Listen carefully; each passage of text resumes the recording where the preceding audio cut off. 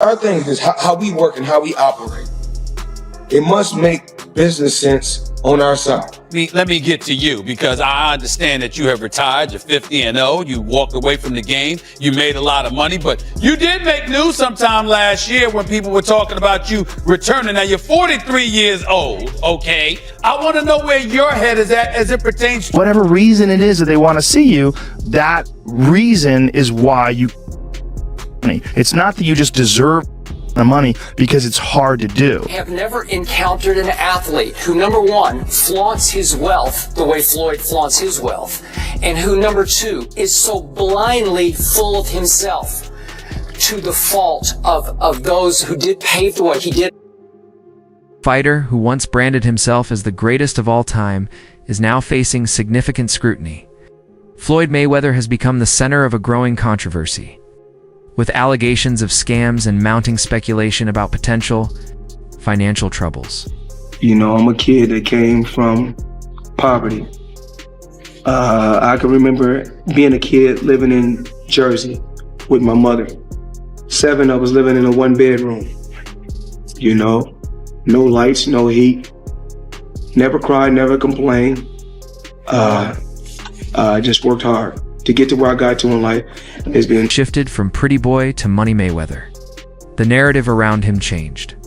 He was no longer seen solely as a defensive master inside the ring, but as a larger-than-life figure built around wealth and financial dominance. The emphasis moved beyond pure boxing skill toward projecting success, with money becoming central to his public identity. Guys that never got hit. Floyd went his entire career, got hit hard like 3 or 4 times, ever. Yeah. When he fought Diego Chico Corrales, which was one of my favorite all-time fights, you know, because it was like there was nothing for Diego to hit, and then all of a sudden he just bounced in his face, bop, left hook from like 5 feet away. That's a Mayweather that I think nobody could possibly maybe beat. That was the pretty boy Floyd Mayweather. Pretty boy that Floyd. was before He reshaped himself into a global brand built around wealth and luxury.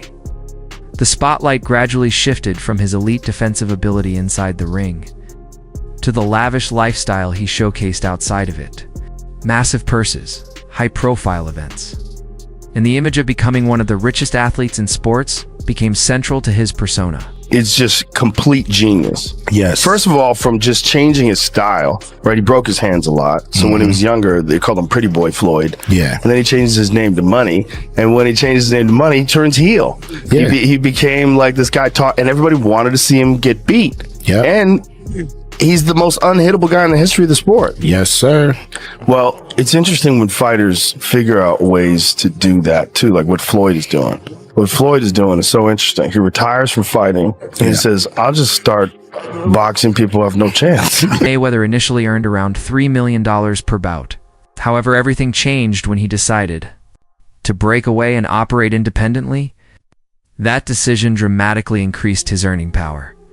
By taking control of his promotions and stepping outside the traditional system, he positioned himself for record-setting paydays and eventually became one of the highest-paid athletes in the world.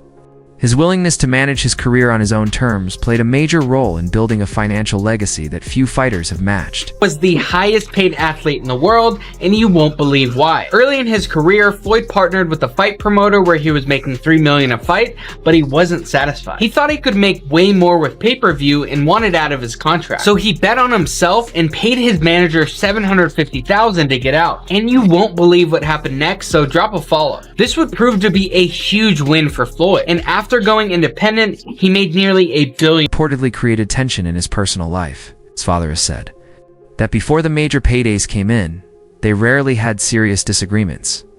However, once Floyd began earning millions, their relationship started to strain, especially as his spending habits intensified. Luxury cars, large properties, and high-end purchases became more frequent, which, according to his father, shifted his priorities. In his view, money can change people, and their relationships often change along with it. Argument on what was the name of it? HBO. You know, HBO. Then another time we argued over by the car. I'm saying, man, what is all this about now? I'm just saying, you know, And we never had no argument. All of a sudden, it is what it is. Sometimes, you know, hey, when people get, it ain't about me training or anything like that. People get money, man. Things change. I don't care whether it's your father, mother, whoever. Father, mother, brother, sister, name it. You know, if Mayweather's fortune expanded, critics say his confidence began to come across as arrogance.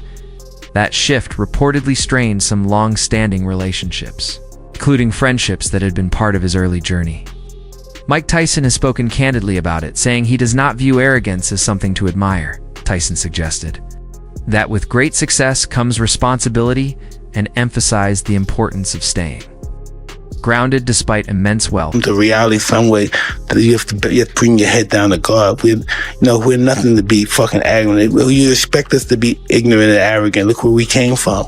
That's why I asked the question earlier about you mentoring fighters, because I feel like Floyd looked at you growing up like every other fighter. And the persona and the lifestyle was like, growing up in the hood, we looked at it like, that's Mike Tyson. We see the cars, the jewelry, the flair. Like you was a movie star. Mayweather's friendship with 50 Cent was once one of the most visible alliances in both entertainment and boxing. Over time, however, that bond began to show signs of strain as Floyd's wealth and public image continued to grow. According to 50 Cent, the constant focus on money created distance between them. Reports suggest that Floyd later told him he never needed assistance, despite their years of close association. Observers have linked the fallout to Floyd's intense emphasis on financial success, arguing that it may have overshadowed both personal relationships and the legacy he built alongside longtime supporters. Because you had already invested. Right, like when you give me your half of the money back. But I ain't trying to press him because he just got out of jail, right? So it's like, let him cool his heels before he... Was that in the millions? Yeah. Okay. So you sitting there big and I'm like, yo, so when... But see, the fighters are an asset in themselves. They are that talent, regardless. Right.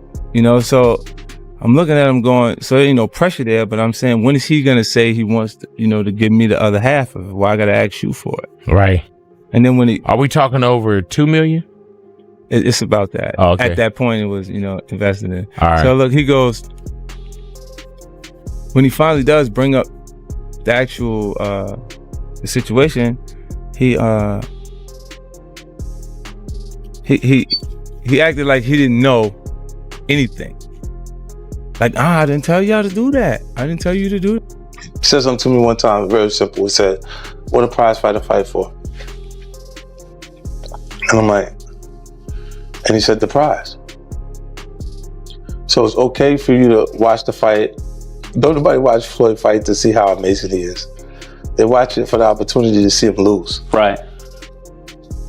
Because they don't like him. They don't like him because everything that he says is about money.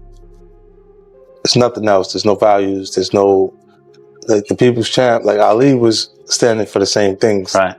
The audience was standing for. He doesn't have any of that. It's just money. You know what I'm saying? And that, he knows you don't like. Mayweather also parted ways with one of his most high-profile proteges, Gervonta Davis. Davis has publicly suggested that he felt constrained under Mayweather's management, stating that he was often placed in situations where he remained dependent despite generating significant revenue from his fights. He also indicated that compensation became a point of contention, which ultimately contributed to their split. The money, you feel me? But when I was legit to be able to get out the hood, that's what I did. Like, I had to learn that coming up, that like, a motherfucker will put you in a position to always need him. And like, to the world, it might look like that's a great person. But like, to somebody to understand, you understand, like, understanding that $48 a plot power. I'ma always feed you a little bit so you can be excited and do just enough to come back around. But I ain't really just put me in position to be able to, make my own thing. And I don't want to say no name, but they wind up catching it. The people that's over top of me, I mean, like, I was signed to him, and Floyd signed to him. So the person that, he said, okay, cool, I see what's going on.